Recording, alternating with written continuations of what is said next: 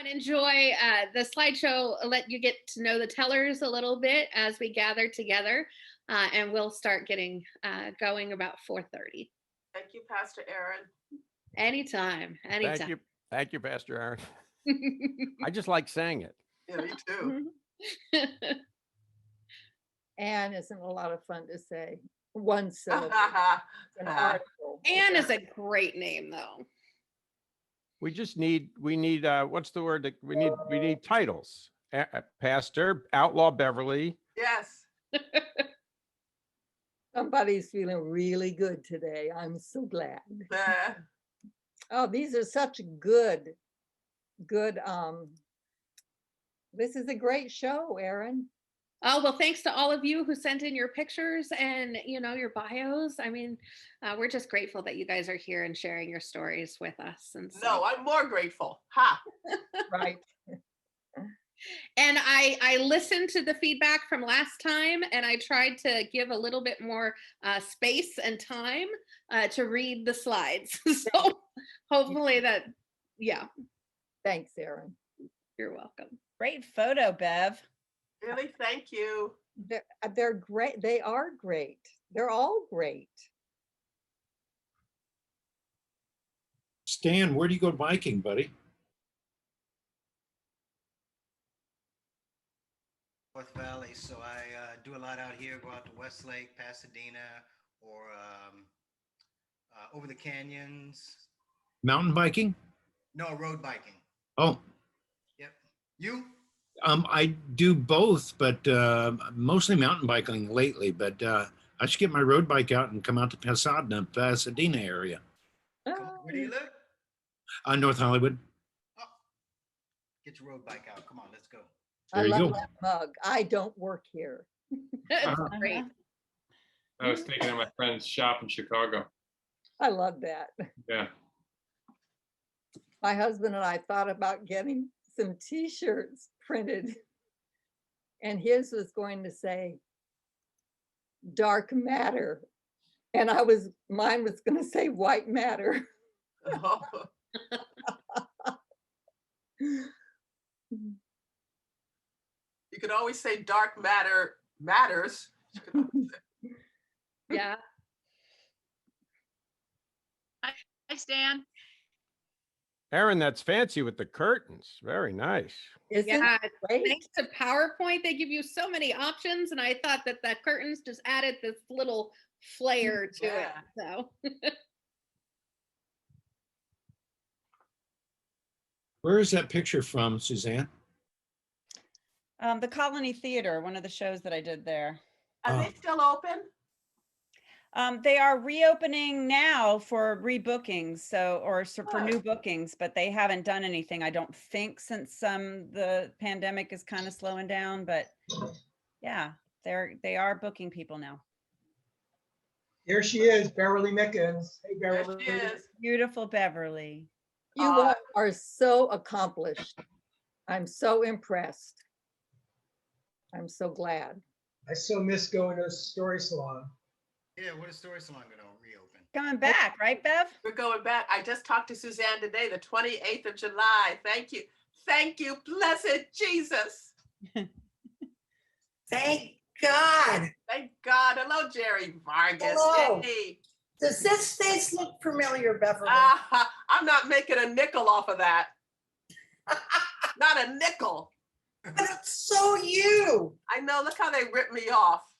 Right? I get the New Yorker too. I saw that. It was like, hey. That's okay. We appreciate. Thank you. I just realized I was named Kate Atkinson or something. You know, when you when you do a lot of Zoom meetings, you never know what your name is. Yes. Especially if you've got a couple different accounts and there's a different name on each one. So I have a church one, and sometimes I show up and it's Malibu Methodist, and I'm like, oh, maybe I should put my actual name.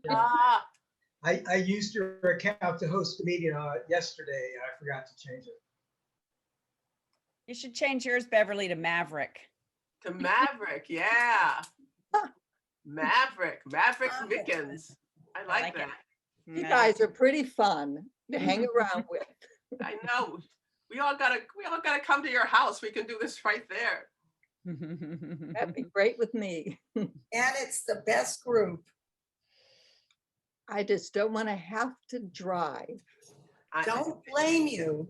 Real, I get it. I do, though. Erin, I want to make sure I didn't miss anything. Do we need to do anything special after we're introduced, or will you just pump us up and we'll make sure we're unmuted at that point?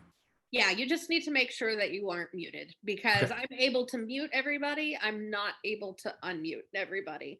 There are Ah, limits to my power. I'm going to introduce everyone to Between Tellers. I'm going to introduce you with your quote. all right. So we gotta unmute ourselves. Yes.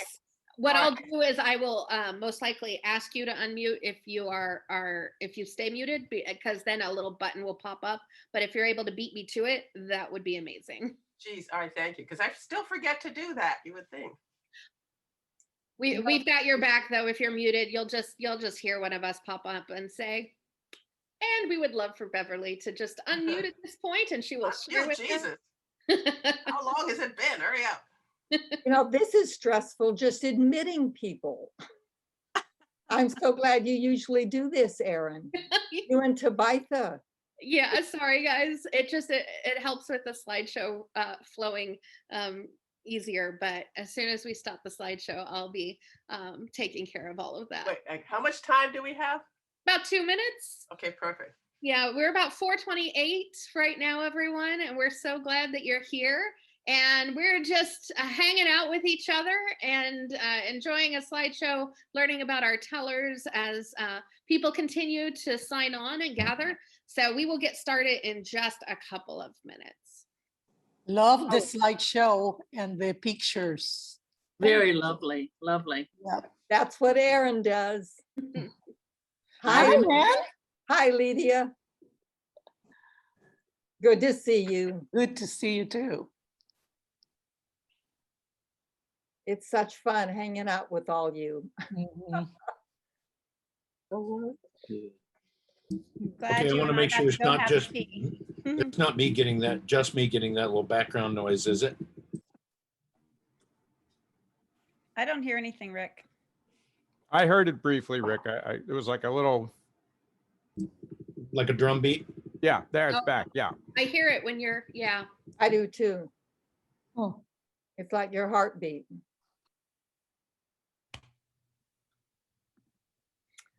Wendy Hammers came in, Gary Wonderful. Buller.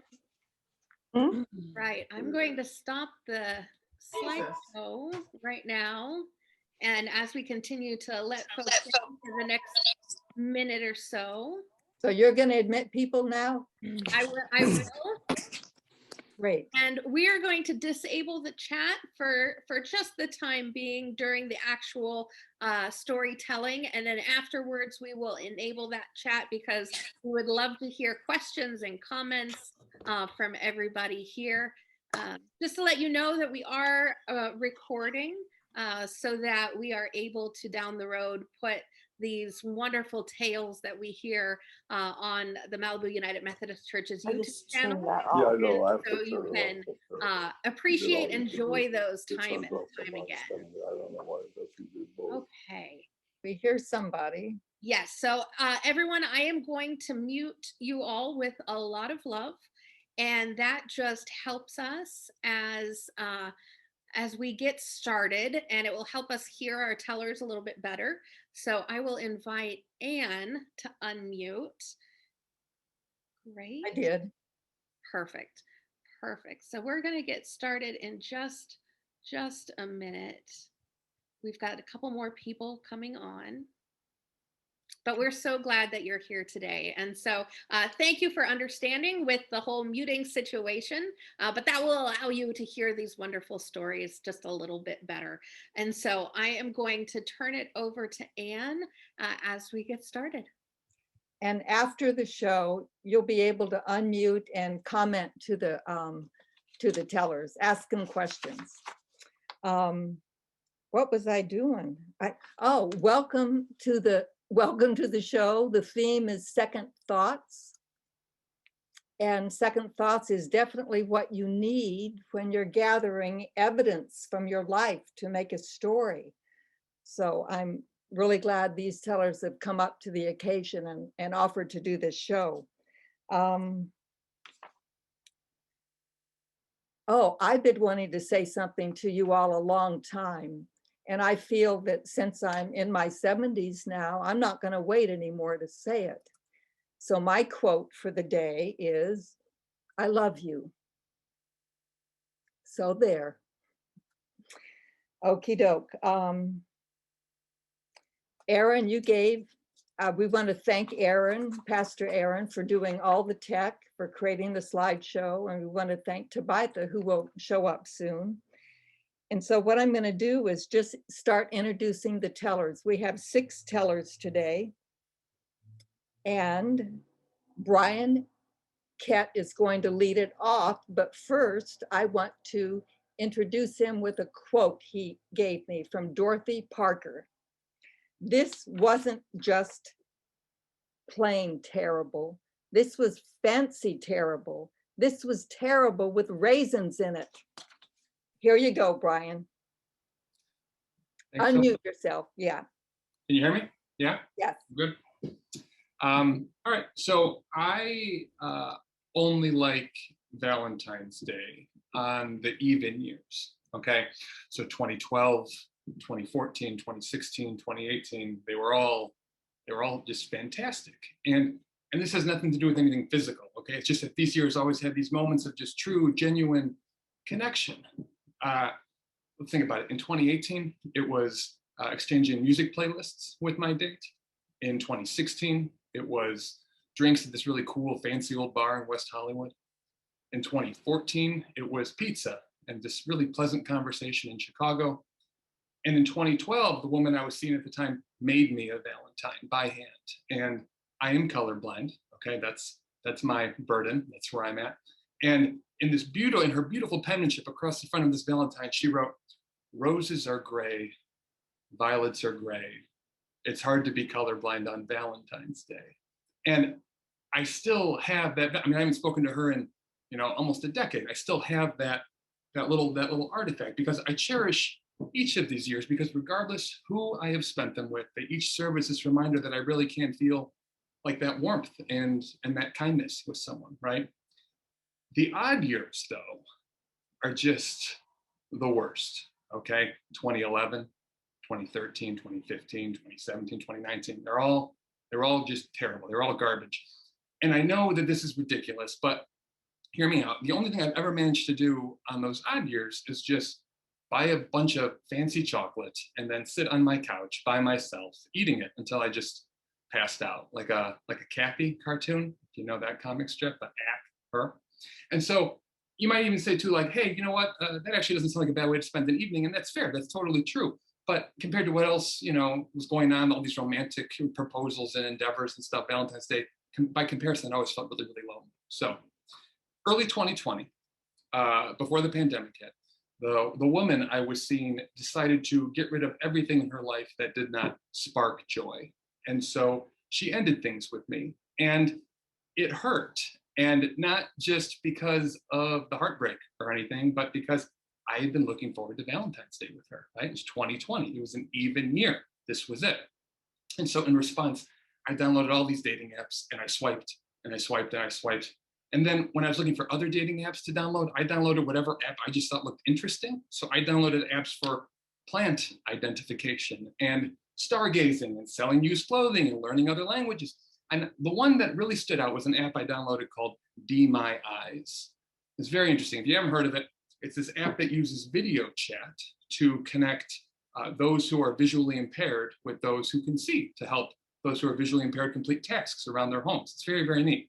And I actually got some incoming calls on it from those who were visually impaired, but even if I answered right away, someone else would get to the call before me. I could never even connect that way. It's kind of frustrating because there are like hundreds of thousands of volunteers all around the world. But anyway, very cool app. I digress. Back to 2020. So leading up to Valentine's Day, I was going on date after date, and I just was not feeling any of it. And then Valentine's Day arrived, And I gave up. I gave up trying to find a date for Valentine's Day because you can't go out with someone for the first time on Valentine's Day, right? That's the rule. It's too much pressure. And so I gave up and I resigned myself to the fact that Valentine's Day 2020 was going to break my streak of good, even-yeared Valentine's Days. And so I went to CVS and I bought chocolate.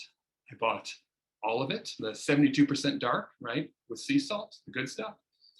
And that evening, I was sitting on my couch by myself. I was feeling sorry for myself when my phone pinged with a notification from one of these dating apps. And I went to go silence it as though to say, you know what, this, I'm so sorry, but too late. This is kind of where I'm at right now.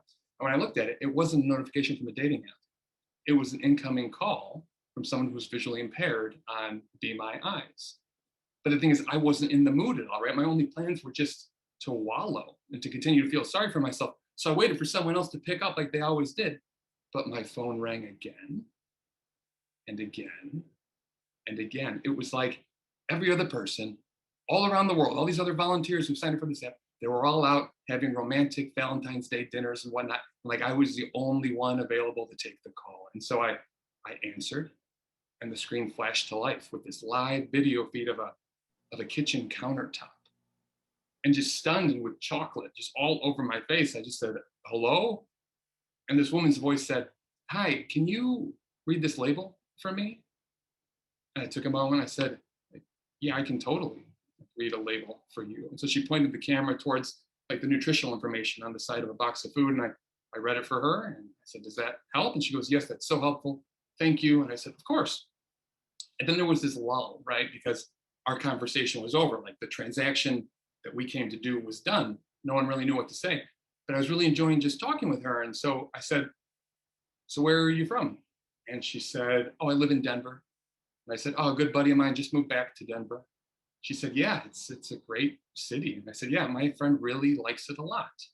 And we chatted a little bit and then there was another lull and then we both kind of laughed. And she said, well, happy Valentine's Day. And I said, yeah, happy Valentine's Day to you too. And we disconnected.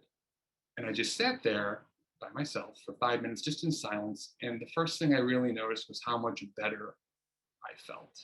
Because even though our interaction was so very brief, it really served as a reminder that I can feel that connection with someone, right? I can feel that warmth. I can feel that kindness that's out there. And even though Valentine's Day this last year, 2021, odd year, it kind of went as expected, right? It was chocolate on the couch, this couch right over here. I now understand and trust the fact that these moments of warmth and kindness and connection, they can appear more than every other year, right? They are all around. They're all around me, and they'll continue to be, including Valentine's Day 2022. It's an even year.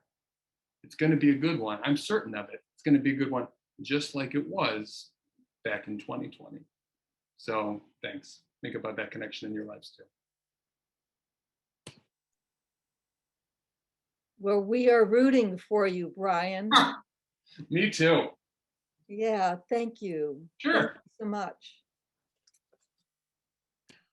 Our next teller, I want to introduce him with a quote. It's a John Prine lyric. In spite of ourselves, we'll end up sitting on a rainbow. Welcome, Jonathan Sullivan. Thanks, Anne. And hello, everyone. It's great to be with you virtually. And here's my story. A few years ago, I had what might be considered odd or at least very narrowly defined reading habits. In my bedroom, on the nightstand next to my bed, were books almost exclusively about death and dying. They had titles like Being Mortal, How We Die, The Death Class. I confess that I read so many books about death and dying in the previous year that I had even read Tuesdays with Morrie. And cliched as it may seem, reading all these books, I had gained a new appreciation of how precious life is, the importance of taking every single day not for granted. I even succeeded in sometimes being more able to cherish small moments. Metaphorically, it was like when you go on a vacation to Cancun and only on the night before you leave when you know the next day you'll be getting on a plane to go, that you finally hear the ocean. Day to day, I was more than I had previously hearing the ocean. But while I was okay with even embrace the idea that we all die too soon, some truth about dying bugged me, really, really bugged me. But I couldn't name it. I didn't know quite what it was. And then one day I was on Facebook visiting I graduated from Columbia High School page. Columbia High School in South Orange, New Jersey was the high school I graduated from. And I saw this posting, Mr. Sorensen, everybody's favorite teacher, has passed away at the age of 94. And the posting said that you could inquire about funeral arrangements by contacting Oakdale Mortuary, which was located not in New Jersey, but in Glendora, California. So apparently Mr. Sorensen, like me, had at some time moved west and had ended up in Los Angeles. Maybe I thought, even though I hadn't been in Mr. Sorensen's class in 40 years, I should attend his funeral. And the posting also said that Mr. Sorensen had left no surviving family. That convinced me I should certainly go to his funeral. He had no one to mourn him. 2 days later, I took a seat in the third row at the chapel, small chapel at Oakdale Mortuary. The minister began his sermon with the words, "I didn't know Robert well." Robert. It occurred to me I had never known Mr. Sorensen's first name. In the year that I had him as a teacher, in the years I saw him cheering happily at high school football games, seen him at his favorite booth at the diner, I had never known Mr. Sorensen's first name. The minister continued, "We take comfort in knowing that Robert has gone on to a better place. He toiled for 40 years just up the road at the Budweiser plant as a brewmaster. He has earned his rest." For the first time, I took a close look at the picture of Mr. Sorensen mounted on the small easel in front of the casket. The Mr. Sorensen who had been my teacher back in high school had no chin, none. He looked like the proverbial thumb. The guy on the picture in the easel in front of the casket had a chin, a big, sturdy chin. And that's when it occurred to me, I'm at the wrong funeral. Turns out, as I later learned, 2 Mr. Sorensens had died in the previous 2 weeks, both doing business with Oakdale Mortuary. The minister concluded his remarks. He welcomed Robert Jr. up to the podium to offer his eulogy. I told myself, you must leave here immediately. You don't know this man. If the family notices you at the funeral, they're going to ask themselves, who's that guy crashing Dad's funeral? And who crashes the funeral? Except I couldn't leave because now Robert Jr. was up at the podium delivering a eulogy. Who walks out on a eulogy? And anyway, maybe it was okay to stay. Maybe by staying, I was the guy at the funeral who the family didn't know, which would allow them to say, my God, Dad touched the lives of people we don't know. And so I sat. I listened to Robert's eulogy. I looked around the chapel. I noticed a little boy in the row in front of me fidgeting. I looked to the right and saw a woman tugging on the hem of her skirt. I noticed the minister at the front of the room tugging on his collar. And suddenly it came to me, the mystery was solved. I knew what it was that bugged me about dying. It was that after we die, life goes on without us. Boy, did it ever. Not just one, but 2 Mr. Sorensens had died, and there was a chapel full of people tugging, fidgeting, adjusting. Life goes on. When we are dying, we may look at our loved ones and say, okay, I'm dying. Who's coming with me? The answer every time will be nobody. You're going, we're staying. If we are fortunate, we die surrounded by our loved ones in our own home, in our own bed. But no matter how much our loved ones love us, and no matter how much we love them, 40 minutes later, we're gone. And they're in the kitchen drinking chamomile tea. A wholly irrational, but very large part of me believed that this could not possibly be true. That part of me said, no, I am singularly consequential. If I die, nothing remains. It was embarrassing to admit, except for the fact that when I looked to the left of me and to the right of me in the chapel, I was pretty sure that a large but irrational part of everybody in that chapel believed the same, that when they die, nothing remains. But such is not the case. When we are dying, we might even overhear someone saying, I don't know how I'll ever be able to go on without them. Guess what? They'll figure it out. When I was a kid, I remember my bubby died, grandmother in the Yiddish. At the gravesite, family members had to grab my Uncle Hal. He was Bubby's favorite, a real mama's boy, by his arms and around his chest to stop him from jumping into the grave. But an hour later, he was at the Shiva, and he wasn't just drinking chamomile tea. He was having a corned beef sandwich on rye with coleslaw and Russian dressing. Mr. Sorensen's funeral ended. I stood in the line of mourners. I shook hands with Robert Jr., and I told him I was sorry for his loss. He did not ask me who I was. Had he? Wow, what I could have told him. I'm the guy whose attendance here today demonstrates that after we die, we're each of us so inconsequential that amongst our mourners might be someone who is at the wrong funeral. In the days that followed the funeral, I wondered, okay, now that I know how inconsequential I am, what now? I decided that the solution to being inconsequential in death was to live the most consequential life possible. Love well, care deeply, make a difference. But I like to think that I already was a person like that, a person who loved well, cared deeply, tried to make a difference.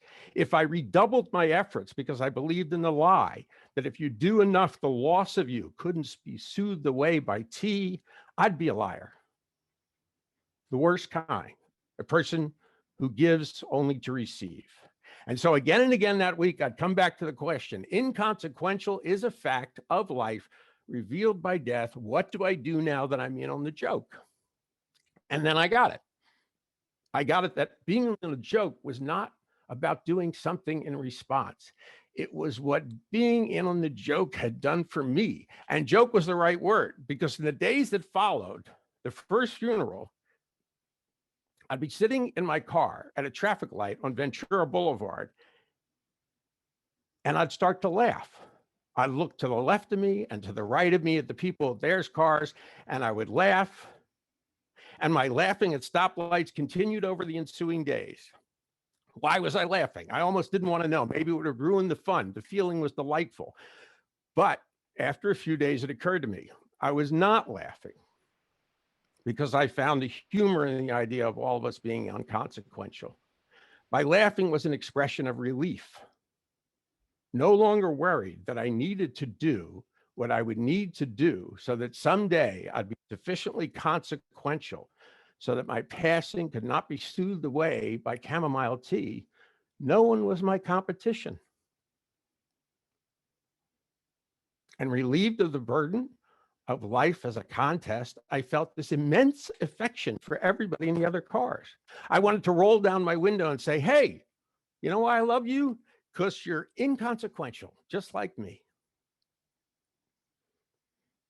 A week after the first Mr. Sorensen funeral, I attended the funeral for Mr. Sorensen, my English teacher from high school. And you know what? His first name was Henry.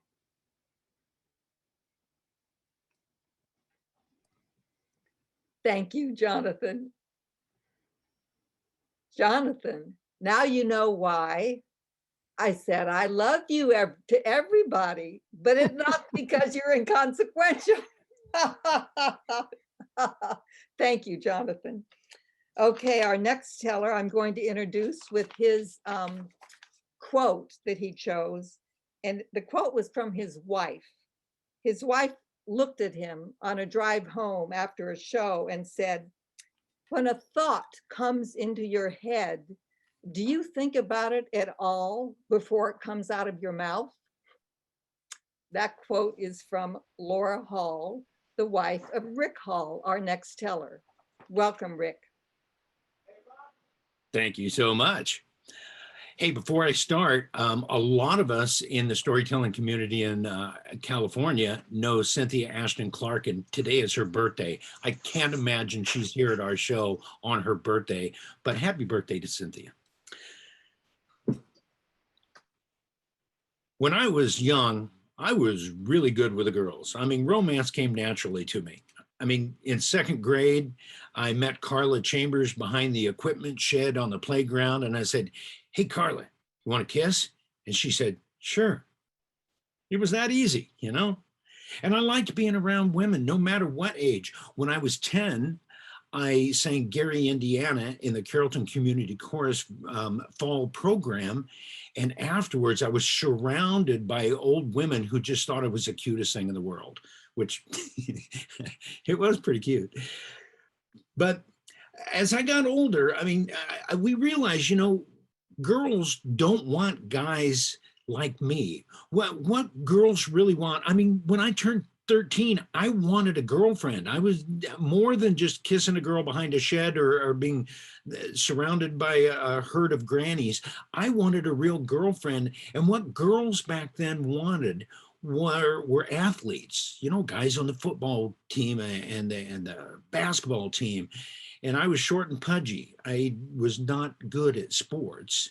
And it wasn't until later in college that I learned that the other way, if you're not a good athlete, that you should learn to play the guitar, because chicks dig the guitar players. And of course, what instrument did I play? The trombone. Idiot.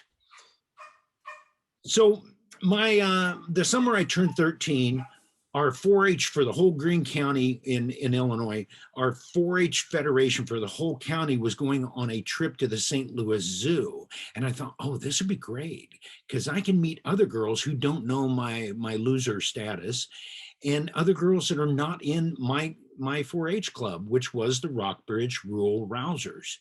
So I could meet girls from other clubs like the Brushy Hustlers and Golden Grove and the Merry Maidens. Those are real 4-H club names, by the way. I didn't make those up. Matter of fact, they still might be active clubs in Greene County today. But I thought this would be great. Meet all these girls and they won't know me. So when we went down to St. Louis, we all drove in separate cars, but we met outside the zoo before we went inside.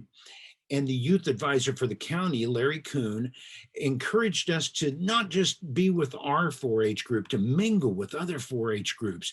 And I thought, perfect. I ditched the Rockbridge Rural Rousers and headed straight over for the Merry Maidens, because guess what? The Merry Maidens was his all-girl club. Yeah, surprising, I know.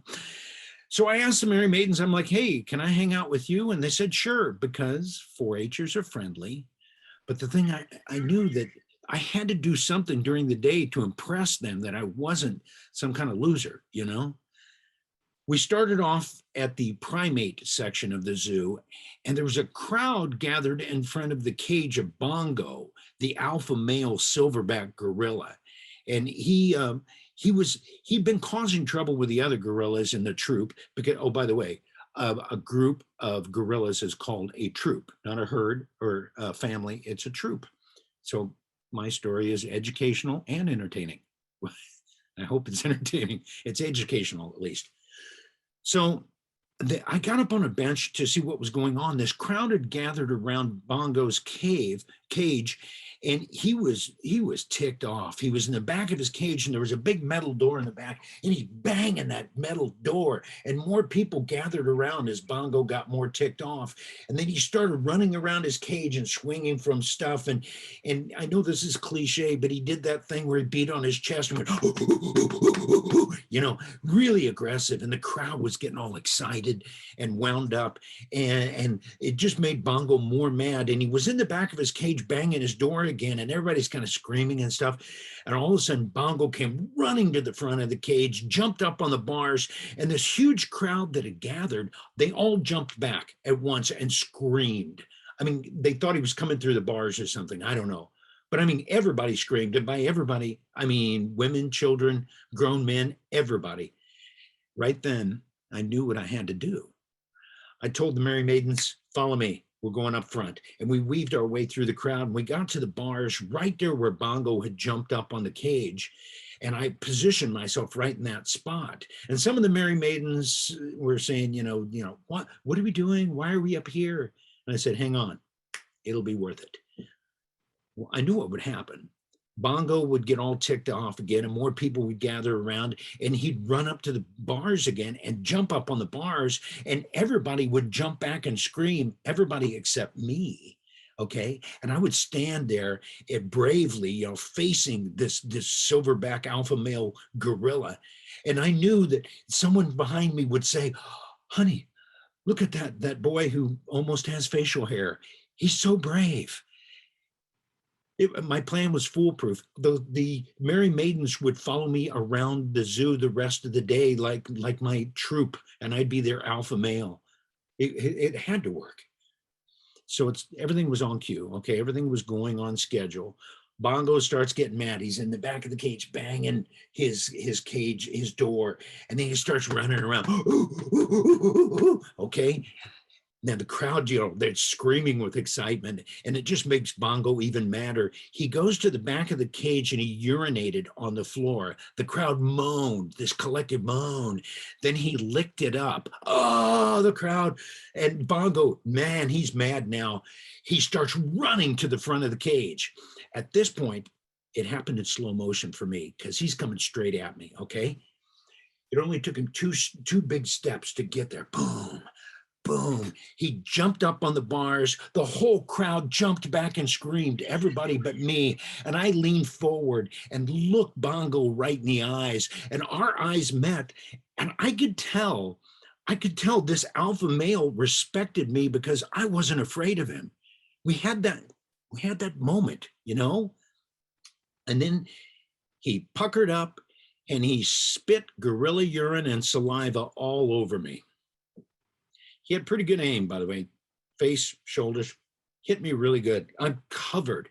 The crowd's silent behind me, and I hear some guy go, hey, honey, look at the fat kid, too stupid to move. I turned around, I'm covered with gorilla liquids, and the crowd started to laugh. And my first impulse was to, you know, run away and go hide somewhere until it was time to go home. But then I thought, you know what? If I saw some kid get hockered on by a gorilla, I would laugh too. I mean, it's funny. So I started to laugh, and the merry maidens were laughing, at least the ones that stayed. Some of them had split. They were making their way through the crowd, trying to disassociate with me rather quickly. But a few of them stayed there, and we were all laughing. And finally, Julie Reynolds reached in her purse and pulled out this little package of napkins, of tissues, you know, that little plastic thing of tissues, and she opened them up and she handed them to me. She had them in her purse because a 4-H'er is always prepared. And in between her laughing fits, she said, wipe yourself off. Oh, Ricky, you're so funny. So I got a little cleaned up. I said, I'm going to go to the bathroom and get washed up. I went to the bathroom, and when I came out, I assumed the merry maidens would be gone, but no, Julie Reynolds and 3 other girls were still there. Clearly, they were my troop, and I was their silverback alpha male. And they wanted to walk around the zoo with me. And the rest of the day, we'd be walking along, and strangers would come up to me and go, hey, are you the kid that got spit on by the gorilla? And I would say, yeah, that was me. and the thing is, at first I thought it was, you know, being an athlete and playing a guitar or all those things. That's what girls wanted. But I realized what girls really want is a guy that can make them laugh. And that's been working for me so far, because you know what? Hey, I'm that guy. Yes, Rick. Well, you know, Rick, What? I will not forget your what's a group of grannies? Oh, A herd. A herd of grannies, you said. That is a hysterical image, a herd of grannies. I loved it. I loved all these. Oh, they like me. Well, thank you, Rick. Thank you, Anne. Okay, our next teller I'm going to introduce with a quote from Mark Twain that she selected. The 2 most important days in your life are the day you're born and the day you find out why. Welcome, Suzanne Weerts. Thank you so much. Whoops, there we go. I'm unmuted. Thank you so much. I'm excited. I'm telling this story actually from Raleigh, North Carolina, but I'm telling about leaving Raleigh, North Carolina, because I live in Los Angeles now. So anyway, I am standing at the gate at LAX scanning the terminal. I have just disembarked from my second airplane trip ever, and I don't see the one person that I know in Los Angeles. Prior to this moment, the farthest west I've ever stepped foot is the mountains of East Tennessee. And now my white cowboy boots from Payless Shoe Source are mere feet from Hollywood. Okay, miles. The thing is, I have no idea how many miles. I truthfully have never seen LA on the map. In my defense, it's 1988. There is no internet, no MapQuest. Yes, I could have found an atlas in the library, but honestly, I'm not that pioneering. I scan the terminal and I don't see Mark anywhere. Mark was my resident assistant freshman year in college. We became friends, and after he graduated, we stayed in touch. We were talking a couple of months earlier, and he asked about my plans after graduation. I don't really know, I said. You should come out here. LA is great. You'd love it, he said. I'd seen Fast Times at Ridgemont High and Beverly Hills Cop. LA did look great. A seed had been planted, and a couple of weeks later, a letter arrived at my dorm. Our records show that you're about to graduate from college. We'd like to offer you a line of credit for $800. $800. I pondered how to use my first credit card for a week before I decided to follow my friend's suggestion and go to Los Angeles. You see, I had dreams, big, hopeful, unarticulated dreams. My mother always said I was a Champagne girl born into a Budweiser family, and I needed to get out of my hometown and let flow my bubbles. As the end of college neared, it became increasingly clear that I had not achieved my mother's primary goal in my going there, the MRS degree. What happened with that boy you went out with last week? Mom inquired on our regular Sunday calls when telephone rates were cheap. Didn't you say he's going to medical school? What about that young man who's joining his family's business? When are you going to find someone and settle down? My parents never ask what I'm getting my actual degree in. And now that I'll soon have a BA in communications, the first thing that I need to communicate is that I am not getting married anytime soon. So I make my first purchase with that credit card, a plane ticket to LA for a couple of weeks after graduation with a return ticket for Christmas. I am giving myself 6 months to figure it out. So there I am in the United Airlines terminal when I realize a ticket is not a plan. An airline ticket is not the golden ticket to success. Not seeing Mark anywhere, I head to baggage claim and I wait by the carousel for my 2 suitcases containing all of my worldly possessions meant to get me through the next 6 months. My clothes, my Walkman with mixtapes, some books, and a manila folder with a stack of resumes. Now I'm at the curb looking like Ellie Mae Clampett in my floral dress and my cheap boots, standing with my tattered gray bags that once belonged to my grandfather. And Mark still isn't here. I have a total of $200 and some change in my wallet, along with that credit card that now has $600 limit. I go to the phone booth and I pull out the folded piece of paper with Mark's numbers on it from my purse. I call his home and his office and I get answering machines. I'm down 20 cents. In the cramped booth, I consider my options, and I watch as people who know where they're going get into cars with friends and taxis with destinations.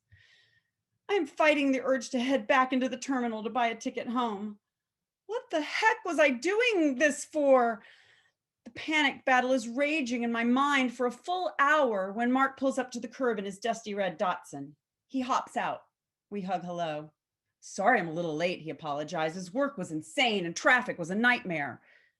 It's the first time that I have ever considered that traffic might be the reason someone's late. It's okay, I say brightly, but I'm near tears. I collect myself. I am in Los Angeles, the city of angels, and I am ready for my next chapter. Only really I'm not. Mark lives in a nondescript tan apartment building in Santa Monica. It's a bachelor pad with nothing but a bed, a couch, a coffee table, a bookshelf, and a kitchenette. We make spaghetti together and we eat it on the couch while watching 21 Jump Street. Later, after he pours us a second glass of wine, he leans over to kiss me. I move away. Ours was never a romantic relationship. What, he questions. I thought we could have some fun together. I just wasn't expecting that. Well, what did you expect? He looks angry. This is just a little fast, I stall.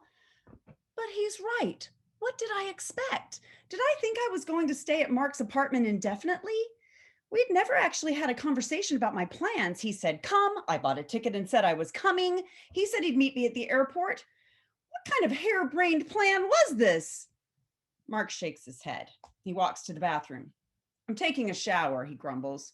I hear the water running and I wander to his bookshelf where I am mysteriously drawn to a plain black book amongst his Stephen Kings and Robert Ludlums. In it, I find a list of women with whom Mark has had sex. Hundreds of names.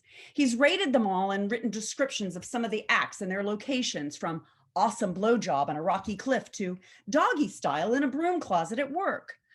Some have names and some are people I knew in college. Others are blonde chick from the biker bar or black girl with the big tits. My name is the last one in the book with a question mark penciled in next to it. Holy crap. What am I going to do? I pretend to be asleep on the couch when he comes out of the bathroom. My mind races all night long as I try to figure out my next steps. I play possum as he gets ready for work the next day. Then I grab my Walkman and I head down Santa Monica Boulevard until I come to the ocean. I don't know what to do, but as much as I am pulled toward home, it's clear in my first sighting of the Pacific that there is so much more for me to see and do in this expansive place. On my way back to Mark's apartment, I grab a copy of the Los Angeles Times, and then I grab a cab. Where to? The driver asks as he puts my suitcases into the trunk. I search my memory for what I know of Los Angeles. Sunset Boulevard, I say. That's a long road, he chuckles. I feel foolish. Hollywood, I declare. Soon, I'm soaking in the lush landscape of Beverly Hills, and then it morphs into the hard edges of the Sunset Strip. And I know we can't drive like this forever. I have to call it. There, I say, and he lets me out at a place I think that I can afford, the Saharan Motel. It's seedier than I expected. I'm not streetwise, but I can tell it wouldn't be smart to walk down Sunset with 2 suitcases looking for a better option. The room reeks of smoke with its shag carpet and well-worn orange floral bedspread. The sun is setting as I search the want ads. A professor in college had mentioned that the ad agencies he worked for were on Wilshire Boulevard. I guess I figured I'd walk there, drop off resumes. Surely someone would see that I graduated from UNC Chapel Hill and say, you're hired. Here's your first paycheck. Get an apartment. Here's your second. Get a car.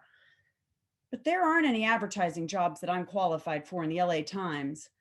I am still in the A's, skipping over anesthesiologist, when I land on au pair, a place to live, a car to drive, $100 a week. I call and do a phone interview, and they agree to meet me in person the next day. I fall asleep, fully clothed on top of the questionable sheets, but I'm awoken by a loud banging on my door. It's Ramona. You ready, baby? The peephole reveals a woman wearing leopard print and leather and leaning suggestively against the railing. Shit. I grab the phone and she bangs on the door again. There's someone outside, I whisper. She knocks even louder. Just ignore it, says the person at the front desk. She'll go away. So I do. But about an hour later, the banging starts up again. This time the voice is angry and male, and I look out the peephole and there's Ramona, accompanied by a large man in gold chains and a white fedora. When you make an appointment, motherfucker, you keep your appointment. He yells and slams his fist in the door. I call back downstairs. There's a commotion, and then it's quiet. I haven't slept when I meet my potential employers at the Sunset Grill. We see firsthand those working girls and basket people that Don Henley sings about. Maybe the flight attendant and her pilot husband are scared for me. They hire me on the spot, and I ride home with them to Palos Verdes as the new nanny to their 7-year-old daughter. It's more than a month before I tell my mother about my new job. Back home, I have sisters who are 7 and 10, and Mom wanted me to stay by to help care for them. She's not impressed that I traveled all this way to do something that I could have done in North Carolina. But here's the thing. There were many days when I nearly picked up the phone and changed my return ticket, but I didn't. As I shuttled my young charge around the verdant South Bay Hills in the Nanny convertible, I fell in love with California, and I began to see myself as a risk taker, irrepressible, a survivor. After Christmas, I came back. And 3 decades later, after several jobs, a marriage, a couple of kids, a community of friends, a pandemic, LA envelops me in her warmth. And when the palm trees beckon on the breeze and the scent of jasmine fills the air, I look out over the Pacific and I remember that girl who almost turned back. And I'm so glad she didn't. Thanks. Whoa, what a journey, Suzanne. I wouldn't have believed it unless you told it. Oh, thank you, Suzanne. Thanks for having me. Okay, our next teller has a quote from Miles Davis. I'm always thinking about creating. My future starts when I wake up every morning. Every day I find something creative to do with my life. Welcome, Stan Sellers. Thank you, Anne. About 4 years ago, I wrote a story called Broad Shoulders, Long Stride. I told it about 2 or 3 times. It's hard to hear you. Let me see what I can do to fix that. Is that a little better? Good. Let me start again. About 4 years ago, I wrote a story called Broad Shoulders, Long Stride. I told it about 2 or 3 times. Now, after I tell a story in front of an audience, it's pretty much done. I'll make a hard copy of it, file it away in this book, this 3-ring binder I have that I someday hope to publish all of my stories, probably in a book entitled This 3-Ring Binder with All of My Stories. But this story, for some odd reason, was not done. There were things I had to delete along the way for time purposes. And also, I had found some new information over the course of the years that would change the motivation for some people in the story. And lastly, what I learned, how that moment changed me, was never clear in the story. And I felt for this one, it should be. So the story starts off with me saying, I grew up in Washington, D.C. during the 60s. And on Sundays, my dad used to wake up my sisters and I early in the morning, and we hated it. But I never said why. Well, Monday through Friday, September through June, we were up at 6 a.m. to brush our teeth, put our clothes on, eat breakfast, and get out the door by 7 a.m. so we could get on the city bus for a 90-minute ride across town to John Eaton Elementary School. Now, we loved our school, we loved our friends, but we loved it all even more if it was within walking distance. So naturally, on the weekends, we wanted to sleep in, but my dad had other plans. He'd come in the room and turn the light on. Get up. Oh, Dad, can you turn the light off? Can you turn the light off, Daddy? Just please turn the light off. Come on, get up. Let's go. Oh, Daddy, please just turn the light off. I'm up. Just turn the light off, please. Now, I thought my mother would be an ally because she too had to get up in the mornings during the week to walk us to the bus stop. I was hoping that she would show some mercy on Sundays, but she showed absolutely none. You heard your father. Come on, let's go. Get up. Don't let him have to tell you again. Now, I did say in the story that the best part of getting up early on Sundays was my dad's breakfast. He would put out a spread. Standing at the stove, he was like a short order cook. How you want your eggs? Scrambled. How many pancakes you want? 3. You want bacon grease on those grits? Yes, please. He could roll. There was toast, waffles, pancakes, eggs, grits, fried apples, fried potatoes, bacon, sausage, and scrapple, which I found out last time I told the story, a lot of people had never heard of. Well, scrapple is long for scrap or scraps, which basically are the ingredients. everything from the slaughtered pig except the oink. Liver, heart, kidney, spleen, whole head, feet. What did I miss? Tail, mixed in with some cornmeal, buckwheat flour, seasoning, stock, onions, formed into a small loaf, slice, put a little flour on it so when you fry it, you get a little crust. Eat it by itself on an egg sandwich. Breakfast has never been the same. It's been healthier, but it's never been the same. The other thing I hated about getting up early on Sundays was after breakfast, we knew what was coming next. That's when my dad would announce to my sisters and I, all right, let's go. Everybody in the car. Oh, Daddy. Ugh. He never told us where we were going, but I knew I wouldn't like where we were going because he passed all the fun places along the way, you know, like the swimming pool, my cousin Harry's house, you know, the park across the street, McDonald's. We'd end up in downtown DC, sightseeing. He'd take us to the Washington Monument, the Lincoln Memorial. Sometimes he'd put us in the car and drive us down to Mount Vernon, home of George Washington. He'd take us to Luray Caverns in the Shenandoah Mountain. He'd drive up to Pennsylvania Dutch country. I hated it. Oh my goodness. I wanted to be home. I wanted to be sleeping late, getting up, playing with my friends in the neighborhood. I'm sure my sisters felt the same way. These were long drives. It was a boring drive. And the majority of the time when we got to these places, we were the only Black people there, which made me want to ask, what are we doing here? Well, I tried answering that question in the story, when I told the story, by saying that my dad grew up in Washington, D.C. during the 30s. And by taking us to these places, he was probably claiming his newfound freedom, implying that he wasn't free before or that he couldn't go to these places. Well, I doubled down on that freedom statement by saying that when he and my mother got married, my mother told me that when they moved uptown, she had never been that far up in the city. That's 4 miles from where she grew up, and in a city that's only 7 miles from one end to the other. And I knew that my reason was right. Because of the times, I thought for sure there was probably a sign saying they weren't allowed to go here or not there, or someone was saying they couldn't go here and they couldn't go there. But after talking to my mother a while back, I realized that I was wrong. My mother said she had never been that far up in the city because she had no reason to go. She didn't know anybody up there, and she had everything she needed in her neighborhood: stores, shopping, school, friends. As far as going places, she said on the weekends, she and her sisters would buy a day pass on the streetcar and they'd go downtown and visit the museums and the art galleries and stay all day. I couldn't ask my dad why he took us to these places because he passed away in 2015.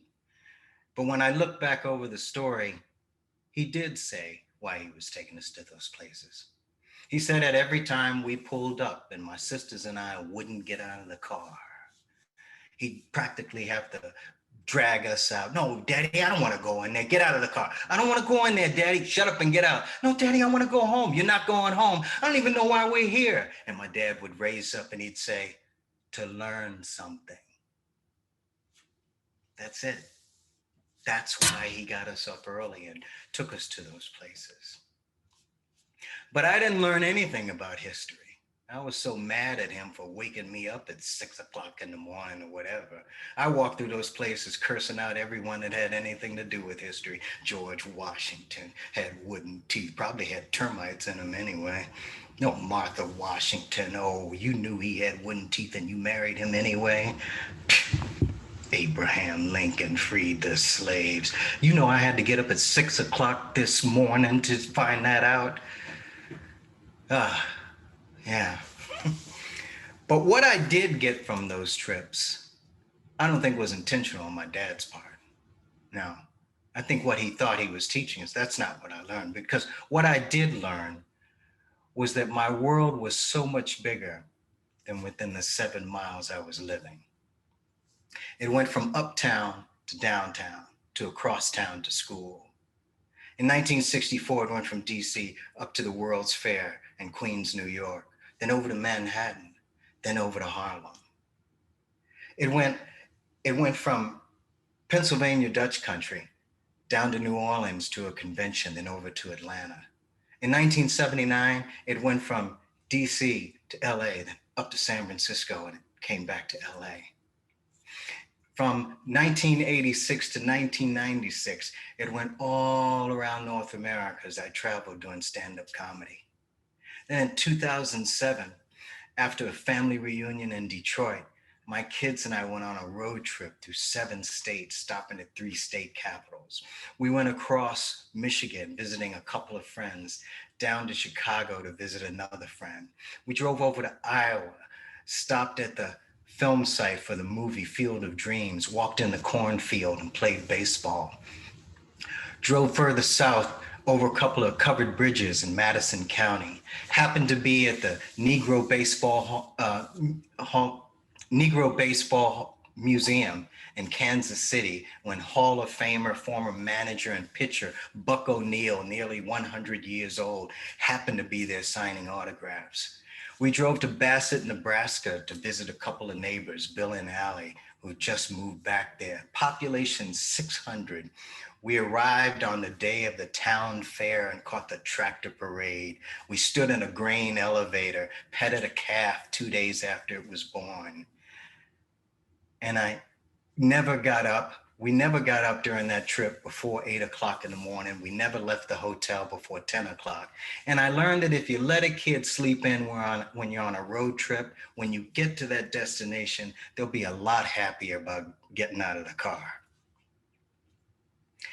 But I also learned that I never would have done any of those things if my dad hadn't taken us on those trips.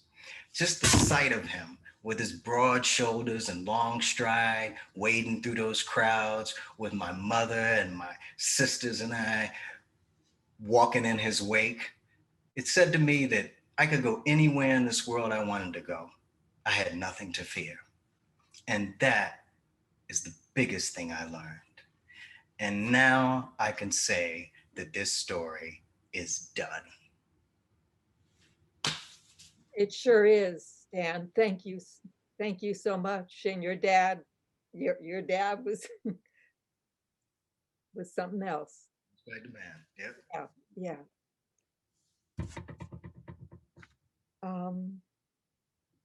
Yeah, that image of him walking, Stan, is beautiful, how you ended it, because that says so much, just that image of him.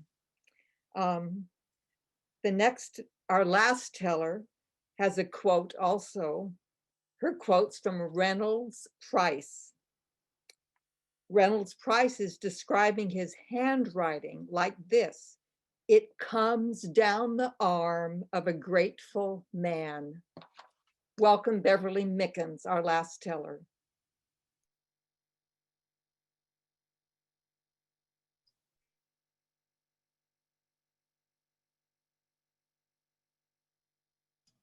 Hi. Back in the 90s, I had this medical condition. After I ate something, my face would swell up. It would usually start with a little tingling in my upper right lip right here, and then my entire face would swell. And it wasn't like, you know, when you go to the dentist and you get some Novocaine, my chin would swell up and then push out. My lips would get very big and the swelling would go all the way up to my chin. It looked monstrous. Actually, I used to say it looked monstrous, but really, honestly, what I was saying was that I looked monstrous. I think if Diane Arbus was around, she might have taken a photograph of me. And this was always the thing. While it took like an hour tops, 2 hours to swell up, it would take like 5 to 7 days to eventually go down. This was always a pattern. And after I'd taken a lot of Benadryl, it would slowly go down. And I'm sure you might know what it's like to have something going on with your body and to go to doctor after doctor. and try to explain to them, trembling, what is happening. And the doctor would just look at you and go, huh.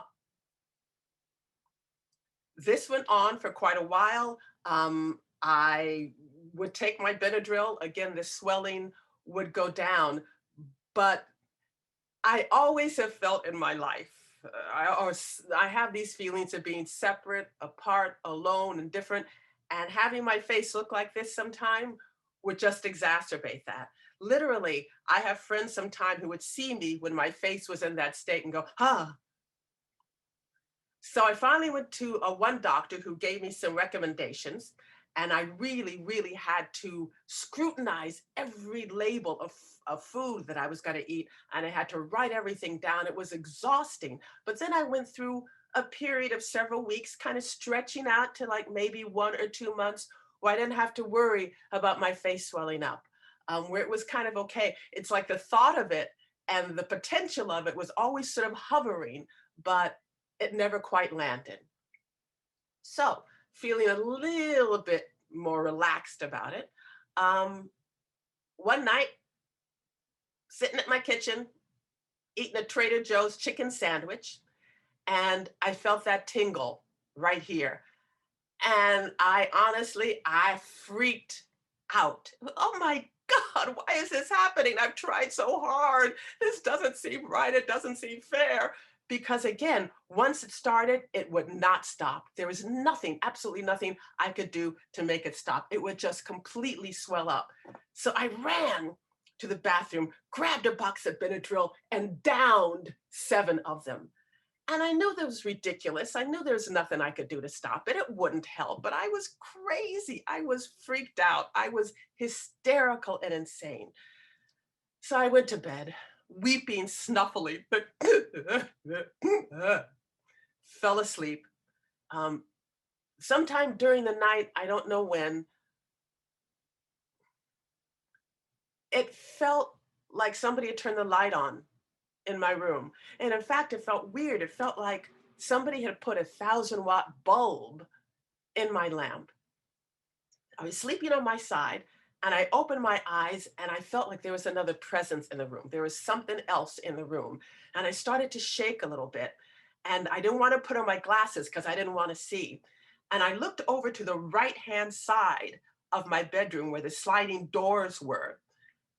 And I saw something, a presence, you could call it an angel, I guess.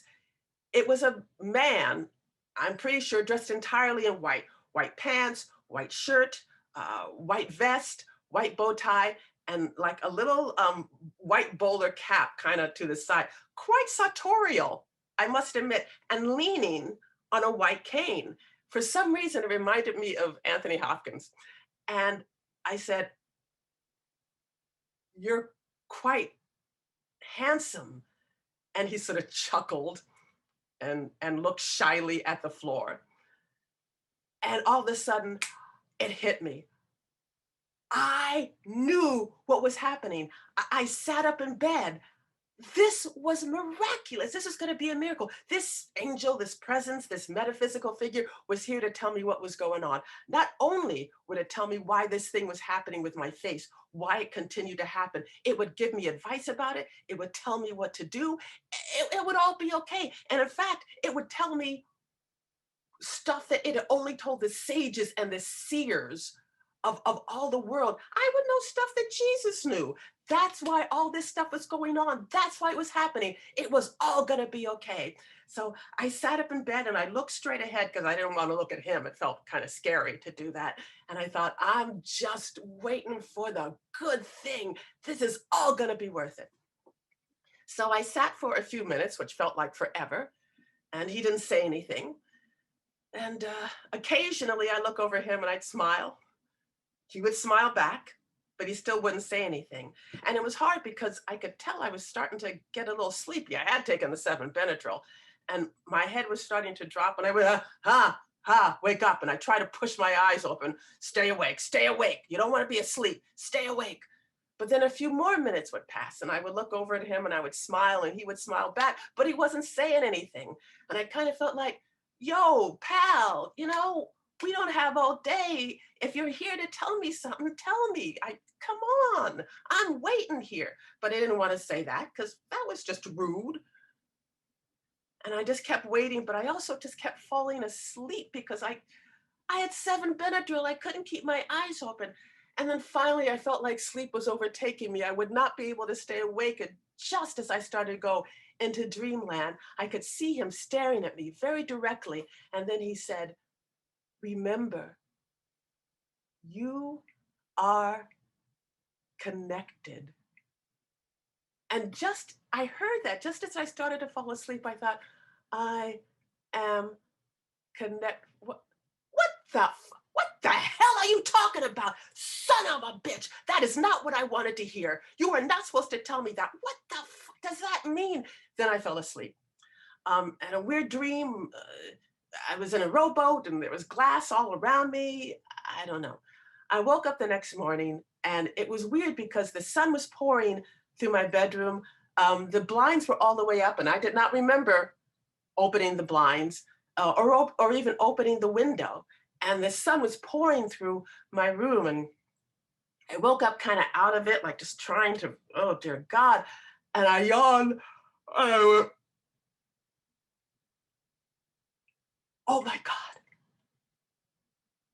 Oh Jesus.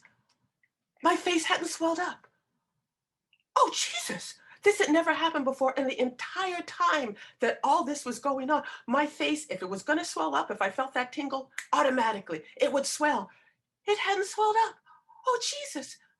Oh my God, then this was a miracle. And my mind started to go back through it. This was a miracle. Right. And I had taken a 7 Benadryl and then I saw, the light was on in my room and I saw the angel right over here on my right, a couple of feet away, right by the sliding doors.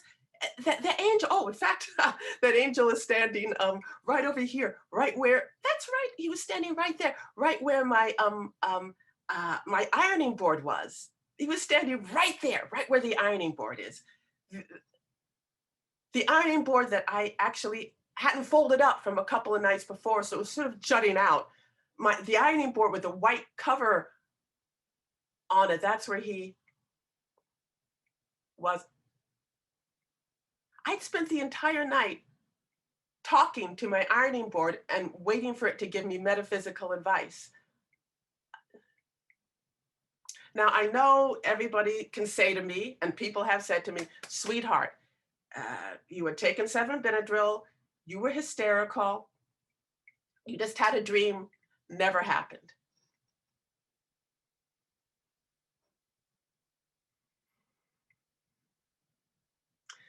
This whole pandemic, I always felt, I felt sometime that I was a little separate, apart, alone, different, because even though I know that it was something that was affecting the entire world, but I felt like I was one of the people that didn't bake banana bread or sourdough bread. I was one of the people that didn't learn Mandarin. I was one of the people that didn't pick up a new musical instrument. And then I would talk to a friend or call somebody or see somebody in the supermarket and we would all say, I'm not doing that either. Oh my God, I don't know what I'm doing. You know the most I could do today? I got up and I took a shower and then I sat down. And I felt like I was part of, again.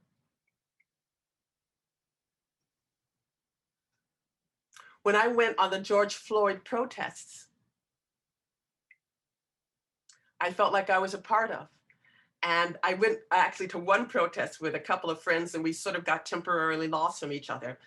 And there's some people behind me that were marching and they could see that I was looking around trying to find them. And they said, well, just march with us. So I just fell in with them and we marched, didn't really even say a lot.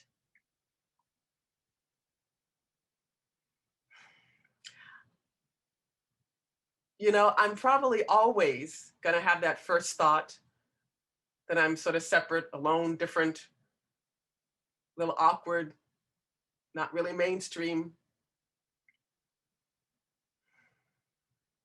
But that other thought, that I'm connected, if that can always be that second thought, I'm okay with that. That's good with me. Thanks.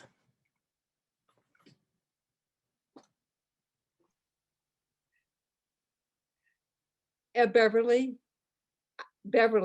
Yeah. I don't care if it was your ironing board. It was beautiful. It was just beautiful. Thank you for all of you, every one of you, for making this the kind of time that I like to spend with you all. So thank you very much. Now everybody can unmute themselves and we can harass the tellers. We can question. Yeah, harassing the tellers. This is Ty and Altadena and Delia. Hello, that was fantastic. I like to go female. Well, friends, thank you so much for joining. I've re-engaged the chat feature, so you should be able to express your appreciation, put any questions that you might have.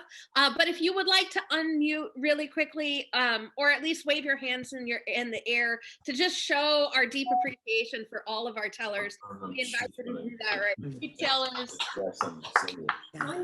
Everyone was sublime. Thank you. Lovely, just lovely. Fantastic. Great job. I don't know what I'm saying. So wonderful. What a great, great day. Yeah, really wonderful to be here. Thank you so much. Hey, KJ. Wonderful storytellers. Oh no! Wait, no! Oh no! Oh my gosh! Hi, KJ. That was amazing. Hi. I want to thank all the tellers. This is Wendy Hammers. I just want to thank all the tellers. It was just another piece of humanity, one step further back into the world in the best way. And I just loved every single story. Thank you so much. This is Deborah Thurston. I came in a little bit late, but I'm so glad I finally got my computer to work. And as usual, it was a movable feast. Thank you so much. Thank you. Said. Yes, thank you, Anne and everybody. Thank you. Yeah, and Wendy does shows also, Wendy Hammers. And so coming back in November. Oh, good, Wendy. Good to hear. And we all know what a good story can do for our souls. We all know that. That's why this is so important, these storytellers, so important. So salute to Wendy Hammers for promoting them too. Salute to Anne Buxie. I'm so happy to see you with your long hair, you babe, you. I just want to say thank you very much, and I enjoyed everyone. And my name's Carrie, and I saw myself every one of you, and that's, I mean, to me, that's the story. That's the meta story. You know, it was great. Thank you all very much. It was beautiful. Good way to put it. Thank you. I laughed out loud here all by myself, and also every story moved me. Like my heart feels so full right now. Thank you.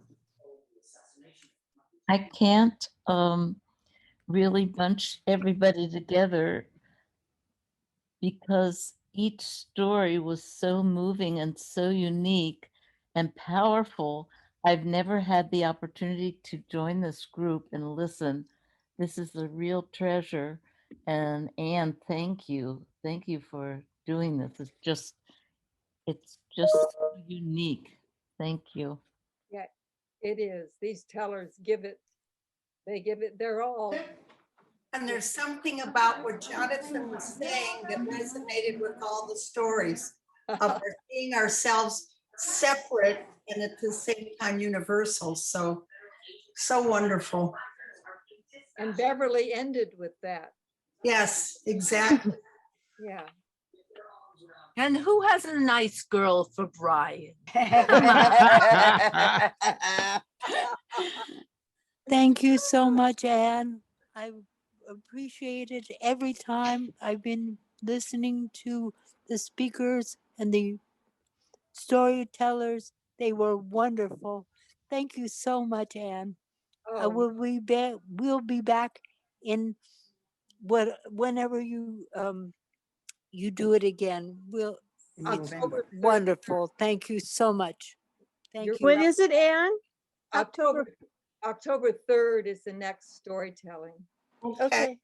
Will that be online or in person? You know, Wendy, it's so much easier to do it online because the traffic was, the highway was closed. Yeah. today. I mean, people have a heck of a time getting out here. Yeah. But meantime, you can reach people all over the place that are not even in California. So it's great.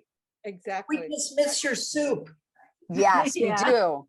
We do miss your soup. Maybe you need a soup app. We can all send us soup while we watch the show. So, you know, we might stream it from time to time at the church in, you know, in the winter, but in the meantime, I don't know. I don't know what's going to happen. Who knows? Who knows what's going to happen?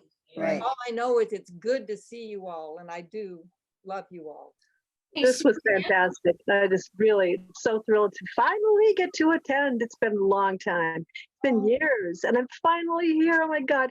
And to see your face, delightful. To hear all of the tellers, to know that I am inconsequential. Yes, it is a relief. And connect. Yes, it is a relief. Oh, wonderful. And you know, honestly, the next time they say support the troops, I will be seeing Silverback. So thank you so much. Oh, Lisa, it's good to see you. Well, Bryan, Jonathan and I had quite a go round about that, about his story, the inconsequential. But I trusted him, and he, yeah, Jonathan. And that's a moment for me to say, Anne, that I really appreciate your unique passion as both an impresario and an editor. Thank you. Well, thank you for hanging in there. You sure did it, Jonathan. Hi, Anne. This is Sully, and I really enjoyed the tellers. I just wanted to, you know, go back to something that I've said to you before. I'm one of those people who actually enjoys going back and looking at the recordings, and I haven't found it that easy to find them on YouTube or in Pastor Erin's website. So I was just wondering, is it possible that the link for today could be put out as an email to all the people that are on your email for the tales of the? Well, and you know, I'm going to let Pastor Erin talk to you right No, now. no. I just want to turn it off because it's finished. Because Pastor Erin has made this much simpler, Sully. Today's will be go public after the tellers today approve of it. But Pastor Erin, why don't we send out just a link that people can hit to the whole group, Pastor Erin, but I'll let you answer. Yes. So I will go back and I will double check that all of our tales and poetry by the sea are part of what is called a playlist. If you go to YouTube and you look up Malibu United Methodist Church, you'll encounter the homepage. And if you'll see home, and then you'll see an option to click on videos. But if you click on videos, you will see every single video we have all kind of conglomerated into one area. If you go over to playlists and click on that third tab, you can look up just specifically Tales by the Sea or just specifically Poetry by the Sea, and that will help you find the videos much easier. But I will go back and double check and triple check and make sure that all of our poetry and tales are in that playlist. But I'm a Catholic. I can't go into your Methodist. It's just our YouTube page. You'll be okay. Be okay. But Erin, can you send a link to the YouTube page out on to the whole Tales by the Sea? Yes. Yes, I'd be happy to do that. You can always go to Malibu United Methodist Church, the website, and there's an icon at the top that clicks over to the YouTube page, or you just go on the YouTube and type in Malibu United Methodist Church and it will pop up. But I will send a direct link to everyone once we have the permission of all of the tellers, and that way you'll have it in an email form and you'll be able to just click on over. But when they click that, they can also get the prior ones. Hi, Kate Snow. Hi, you. These faces just keep popping up. It's wonderful. So anyway, thank you, Pastor Erin, for explaining that. Yeah. So Suzanne, I really enjoyed your story, and hi, Wendy. did you, I didn't hear the part, did you stay in California? Yeah, I did. I just happened to be in Raleigh, back in Raleigh now, Oh. visiting my father. Yeah, who was sitting in the room while I told that story. So that was kind of interesting. I'll say. We're gonna have a debrief in a little while. 30 years later, he's going to say, you have to move back. When I heard you say that you were at the Saharan, I thought, oh my God, no. She was nowhere else and she didn't even know it. You know, and the innocence of people that come to Los Angeles. I remember I got here back in 1980 and I was dropped off at Hotel Roosevelt before it was all restored, when it was dark and seedy and scary. And, you know, so I definitely could relate to that in your story. And then Jonathan, what a wonderful story. I used to work with people who were in end of life experiences. And one of my clients' husbands passed away. And she said she was in the limousine going to get the clothes that she was going to wear to her husband's funeral. And the lights were still turning red and yellow and green, and people were still crossing the street and walking, and horns were still honking. And that she thought to herself, don't they know my husband just died? Right. We are inconsequential. But in that, I mean, once we're gone, but it's in the hearts of the people that are left behind, that whose lives that we've touched. But for the rest of the world, life just goes on. Wonderful. But And it's in that. I loved this because I've been longing. I have these fantasies of creating this great salon where storytellers get together and writers read their work, and you all have done it. And the pandemic has given us this great format to make people from all over the place able to bring their stories together. I'm so happy that I joined Carrie when he said, do you want to see my friend Jonathan today? And I was like, yeah, let's see him. So thank you, all the tellers. You all had some really wonderful little chestnut to give to us. Thank you. Here. And do you still read all the books on death, Jonathan? Wow. I sort of came to the end of it. I mean, it was several years and the list was long, and I sort of chose the ones with something like mortality in the title. But boy, there's a lot of books, and I recommend doing it. A lot of people have passed in my life around the same time, and it really it's helpful. Well, I'm not afraid of death. I just don't want to be there when it happens. Our Woody Allen. I do have like the most recurrent angst throughout my life is, you know, what is my purpose and am I fulfilling it? And, you know, the reason I was put here, and am I just messing it up and God is disappointed in me and blah, blah, blah, blah, blah. And my great spiritual teachers of the last few years have been my cats, because they're the most meaningful beings. And all they are is just being and loving. It's like, oh, okay. That can't be enough, maybe. Yeah. Yes, thank you. And I have to say with Beverly's story is I've had a couple of times where things came when you were just not quite waking up and you were still asleep, and an epiphany came through. It may very well have been an ironing board, but it spoke clearly and it spoke well. That was great, Bev, that it was the ironing board. I just love that. On my mother, this is true. Beverly, what pills did you take? Benadryl. I need to take 7 of them. Over the counter, Benadryl. Okay, I'll take 7 Benadryl. It wasn't mushrooms, it was Benadryl, regular. Everybody takes it. I might set up my ironing board next to my bed tonight and take 7 Benadryl and see what happens. I took 1 Benadryl and literally fell into soup. my face went into soup. I can't imagine 7. It's scary. Okay, maybe I'm shallow, but what I got from the story was knowing things that Jesus would know. Yes, yes, that's right. Yes. Yeah, Beverly, scared. I would offer you the idea that our spirit will attract whatever it takes for us to be able to believe when we get a visitation from information.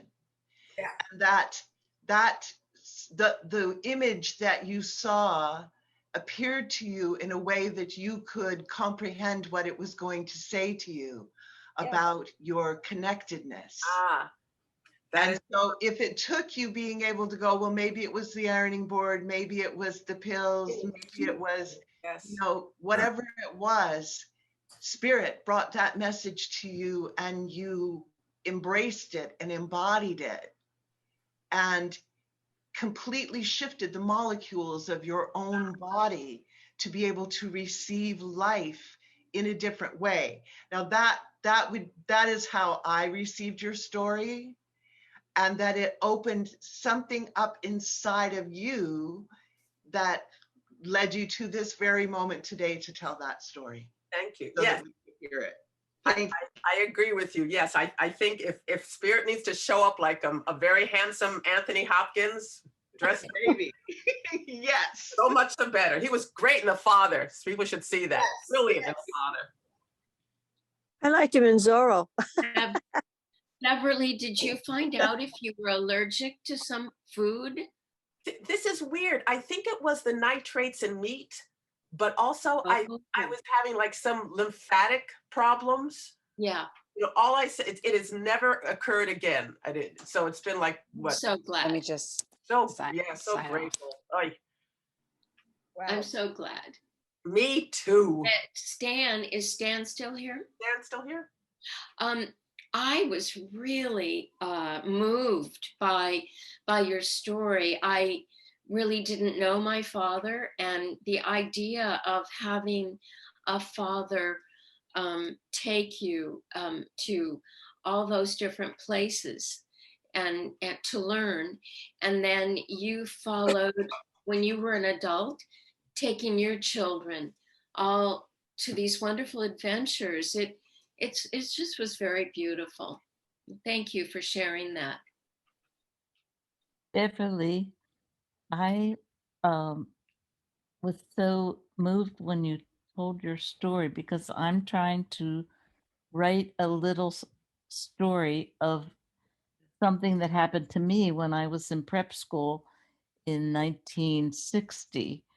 And we were supposed to, not smoke, and we smoked every night, and we lied that we did it all the time. And one time they came in to say, instead of saying good night, they'd say, you were smoking. We'd say no, and we'd say okay. And that night, I just felt something on my shoulder. It was a very powerful thing, and I couldn't lie to that thing, but I could lie to Mrs. Caldwell. But I've had a hard time writing this story, and it was so nice to hear yours, and it's giving me hope that I might find the words to somehow express what happened to me, because it was such an important event in my life. You'll find the words. They'll come to you. Thank you. I'm always find it wonderful and amazing when you listen to people's stories and the language in the words that they do find and how they will hit you. And suddenly you realize it opens up a thought, a part of you that you didn't know how to express. And it's so perfect. So the more we write and the more we listen, the more we experience, the easier it is, I think, to express ourselves. And I'm so grateful. Yeah, well, we also discover who we are by doing this. Yeah. And people are leaving. Some of the tellers have to leave, and I think some of the others also, Beverly, I think they have commitments. So thank you, everybody. Thank you, Anne. going up. Yeah. I'd like to say thank you to all the storytellers. I loved everyone, and especially to Suzanne. I love Suzanne's stories, and I love the fact that she led me here to another event. And I really, Suzanne is she's my guide to storytelling a lot of the time. So thank you all. Thank you, Esther. I love you. I love you. Good night. Thank you. Thank you, Anne. Everybody. I've got lightning bugs to go catch. Oh, lucky you. How wonderful. Wishing you all well. Thank you so much for joining us. We'll get the information out to you, but I hope you all have a wonderful evening. Take care.